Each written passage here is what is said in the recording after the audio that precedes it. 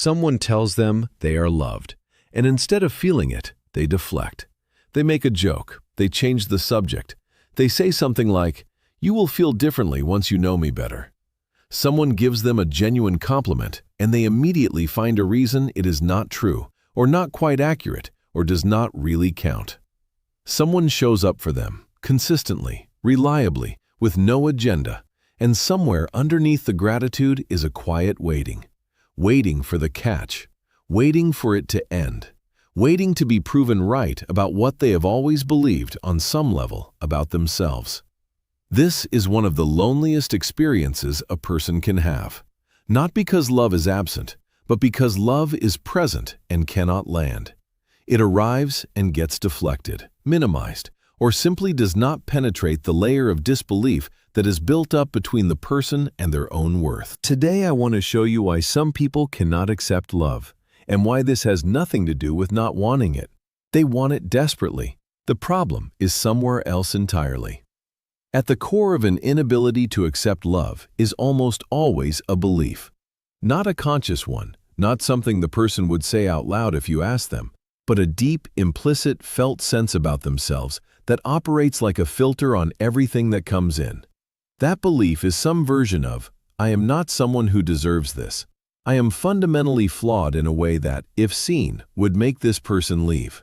What they love is not the real me. It is a version of me that I have managed to present. And when they see the real version, this will be over. Psychologists call this core shame. Not guilt. Guilt says I did something wrong. Shame says I am something wrong. And when shame is operating as a core belief, love becomes threatening rather than comforting. Because love requires being seen. And being seen feels like the moment before the verdict comes in. So the person deflects. Not because they do not want to be loved, but because letting the love in means letting the person close enough to see what they are sure is there. And they cannot bear the thought of what happens next. Nobody is born unable to receive love. Infants are entirely built around receiving it. The inability to accept love is learned. And it is learned in one specific way, by experiencing, early and repeatedly, that the love available to you was conditional, unreliable, or came attached to pain. For some people, this looked like a parent whose love was warm sometimes and withdrawn other times, with no consistent logic to which version showed up. The child learned, love is unpredictable. Do not depend on it. For others, it looked like being loved contingently, praised when they performed, ignored or criticized when they did not. The child learned, I am lovable when I am useful or impressive, not otherwise. For others, it looked like a relationship where love and hurt were so intertwined that the two became inseparable, where getting close meant getting hurt, reliably, every time. What all of these experiences share is a lesson the nervous system absorbed before the person had words for it. Love is not safe to fully receive, because receiving it means opening yourself to the loss of it. And the loss, when it comes, and it always comes, is devastating. So the nervous system found a solution. It stopped opening all the way. It let some love in, enough to function, enough to not be completely alone, but it kept a layer of distance between the person and full reception, a layer that protected them from the vulnerability of truly being loved, which also protected them from the full experience of it. From the outside, people who cannot accept love can look like many different things. Some look independent and self-sufficient, people who seem to need very little from others and take pride in that. Some look chronically modest, dismissing compliments, minimizing their own worth, always finding reasons why the positive things people say about them are not quite accurate. Some look like they are always waiting for the other shoe to drop, enjoying connection but never fully relaxing into it, always slightly braced for the withdrawal they are certain is coming. From the inside, it feels like being hungry but being unable to eat, like standing at the edge of something warm and not being able to step into it. The love is there. You can see it. You can even be grateful for it. But it does not reach the place inside you that needs it most. It lands on the surface and slides off. And you watch it happen and do not know how to make it stop.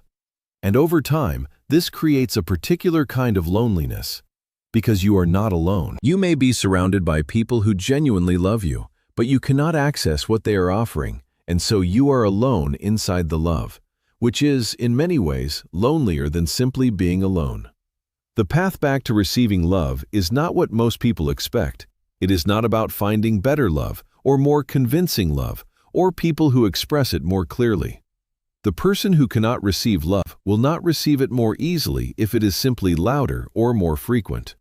The problem is not on the outside, it is in the filter. The first thing that helps is becoming aware of the deflection in real time.